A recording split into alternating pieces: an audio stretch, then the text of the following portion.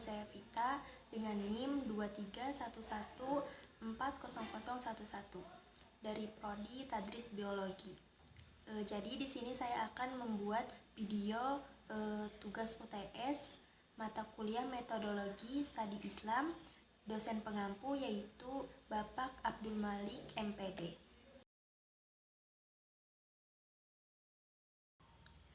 Epistemologi berasal dari bahasa Yunani dan terdiri dari dua suku kata, yaitu episteme dan logos.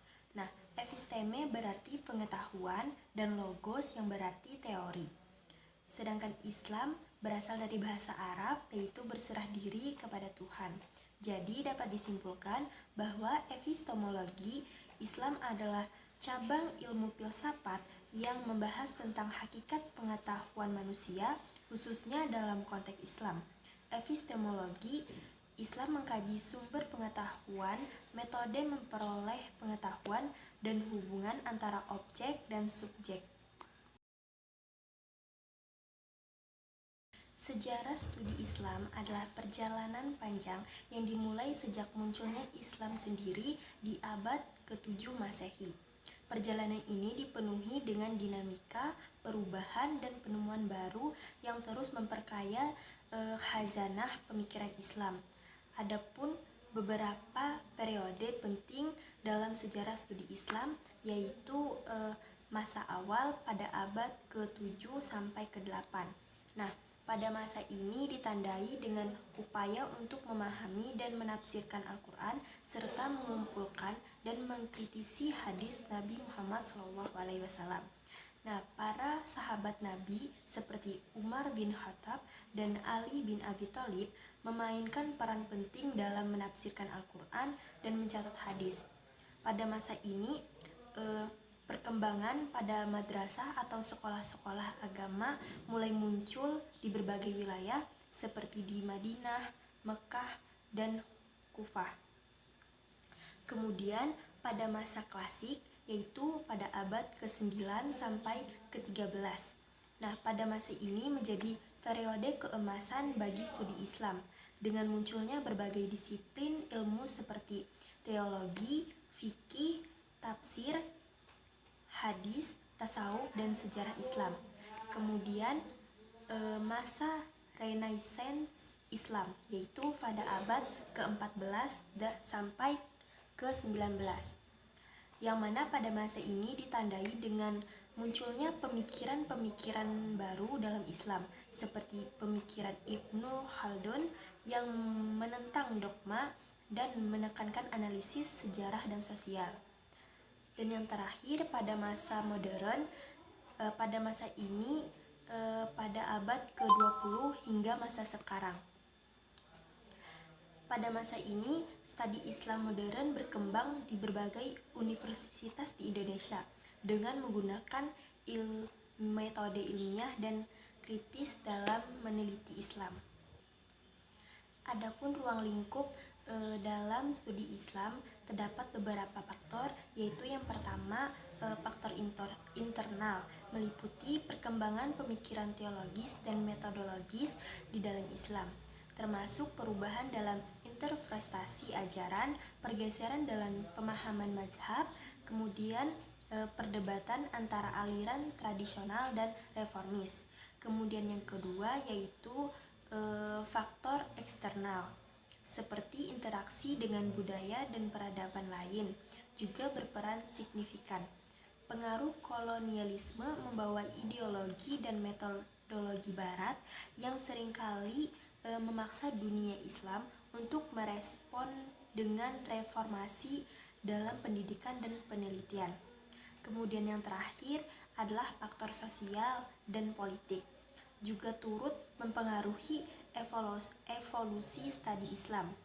Perubahan dalam struktur masyarakat seperti evolusi sosial, reformasi politik, dan pergeseran kekuasaan seringkali menciptakan kondisi baru yang memerlukan penyesuaian dalam studi keagamaan.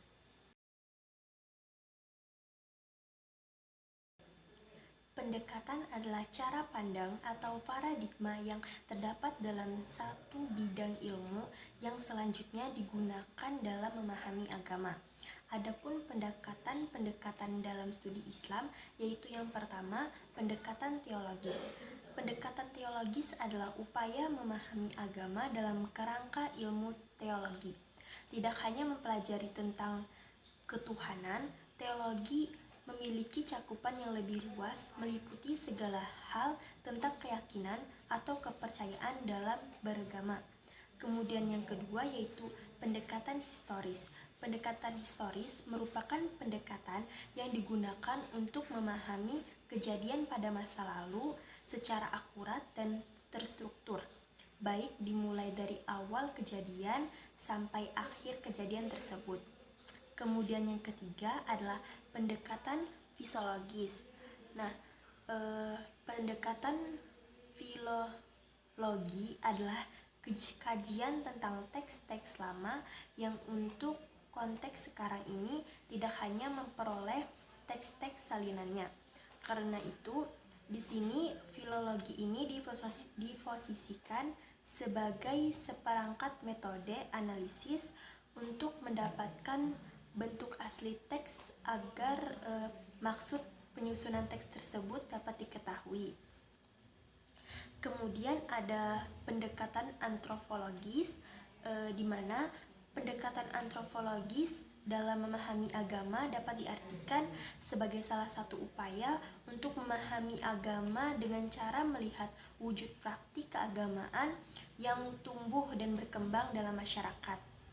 Kemudian ada pendekatan filsafat, yang mana studi Islam, filsafat dipandang sebagai suatu cara berpikir dan berperan untuk menentukan metodologi penelitian. Hasil dari penelitian tersebut kemudian dipadukan dengan pengalaman manusia agar tercipta suatu pandangan yang konsisten terhadap alam semesta. Selanjutnya ada pendekatan fikih dan sufistik. Pendekatan fikih berusaha menelaah dan mengkaji Islam melalui kumpulan hukum-hukum syariat yang bersifat amaliyah yang dihasilkan melalui proses ijtihad yang didasari pada dalil-dalil atau Al-Quran dan As-Sunnah secara terperinci. Selanjutnya ada pendekatan sosiologis. Pendekatan sosiologi ini melihat fenomena keagamaan masyarakat atau komunitas muslim, terutama dilihat dari sudut posisi manusia yang membawanya kepada perilaku itu. Kemudian ada pendekatan bayani, irfani, dan burhani. Nah, bayani ini dapat diartikan sebagai suatu ilmu untuk mengetahui suatu makna melalui berbagai cara seperti tasyibih, yaitu penyerupaan, majaz, dan kinayah. Kemudian irfani adalah mengetahui sesuatu dengan berpikir dan mengkaji secara dalam melalui pengungkapan atas pengetahuan tersebut. Kemudian yang terakhir ada burhani, adalah pendekatan yang menekankan akal sebagai sumber pengetahuan pendekatan.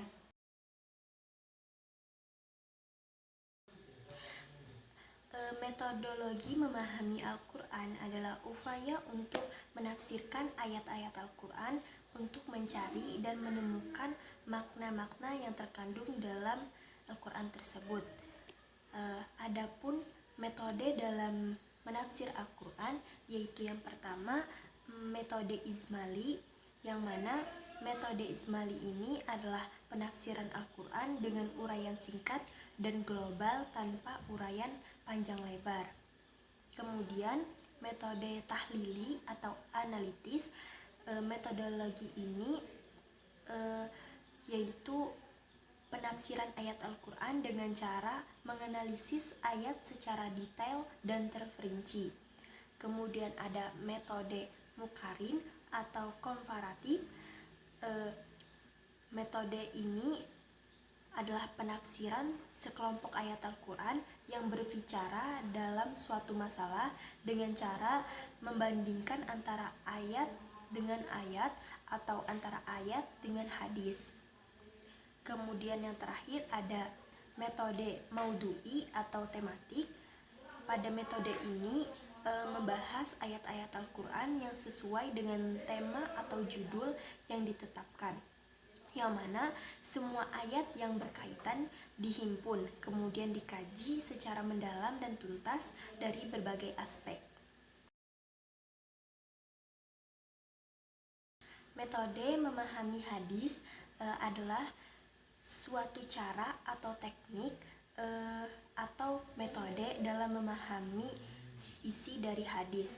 Adapun metode dalam memahami hadis yaitu metode tahlili, yang mana metode ini menjelaskan hadis-hadis Nabi dengan memaparkan segala aspek yang terdapat dalam hadis tersebut. Kemudian memaparkan makna serta kandungan yang tercakup dalam hadis tersebut. Kemudian metode Izmali, metode ini menjelaskan hadis dengan sesuai urutan hadis pada kitab yang disyarah dengan memaparkan secara ringkas. Kemudian metode Muqaran, pada metode ini mencakup 3 hal, yaitu yang pertama membandingkan teks hadis yang memiliki persamaan atau kemiripan. Kemudian yang kedua, membandingkan 2 hadis yang pada lahirnya terlihat pertentangan. Yang ketiga, membandingkan berbagai pendapat ulama dalam mensyarah hadis tersebut. Kemudian metode yang terakhir yaitu maudhu'i. Pada metode ini menjelaskan atau memahami hadis suatu metode dengan cara menghimpun hadis-hadis tersebut dari berbagai literatur hadis yang otentik yang mempunyai kesamaan tema baik dari lafal dan hukum, kemudian menjelaskan hadis tersebut. Baik, itu tadi jawaban dari saya dari soal UTS metodologi studi Islam. Terima kasih. Wassalamualaikum warahmatullahi wabarakatuh.